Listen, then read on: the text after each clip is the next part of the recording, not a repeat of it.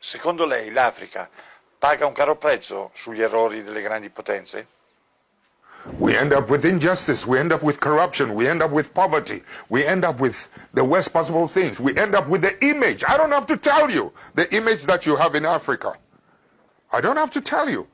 Listen, when I was in office as an Air Force pilot, I went to school and trained in the cities.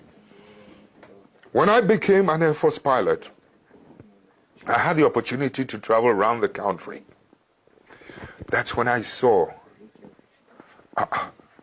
there is a big difference between those of us living in the cities and the mass people who feed us living in the rural areas. My brother, you listen to me carefully. The water they drink in those rural areas is such that the water you use to flush your toilet, the water we use to flush our toilet in the cities is much cleaner than the water they drink in the villages. No clinics, no hospitals, etc. No headache, no needles to even sew their clothes. That's when I began to see the parasitic relationship between our cities and this thing. I mean, I've seen too much injustice in my country when I decided enough was enough. When some of us began to decide that something has to be done about it. When we emerged into political office, you know something? Electricity used to be limited to only 27% of the country. In the shortest possible time, we were able to, with Italian assistance, we were able to extend electricity from 27 to almost 87% of the rest of the country. We were able to extend roads. The infrastructure was improved every part of the country. I mean, it was beautiful. I mean, energy now goes to every part of the village. Children can now go to school and can learn at night, so that my children living in the city will not have an advantage over that child in the village. My child has no superior, was not born with anything superior than that child in the village.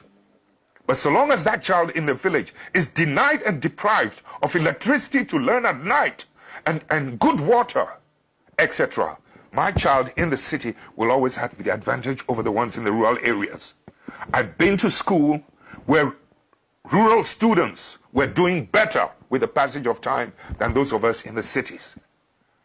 Please, I know the potential of humanity.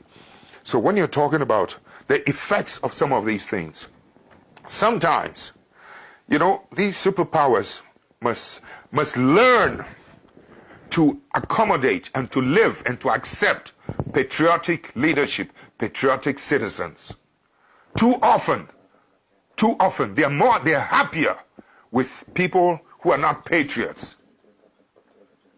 But you, in Europe, excuse me, don't get angry, you never seem to know the role that some of your bad businessmen, you have good businessmen, and I respect them, but some of your bad businessmen are always doing bad things on our continent. And it's our people who suffer. This kind of thing must stop. Your governments must begin to wake up to help us, to help to police and to maintain the integrity of economic policies and economic practices in my country. Your country must help us to protect the judiciary in my country. Your country must help us to police and to monitor and to protect the political integrity in our continent.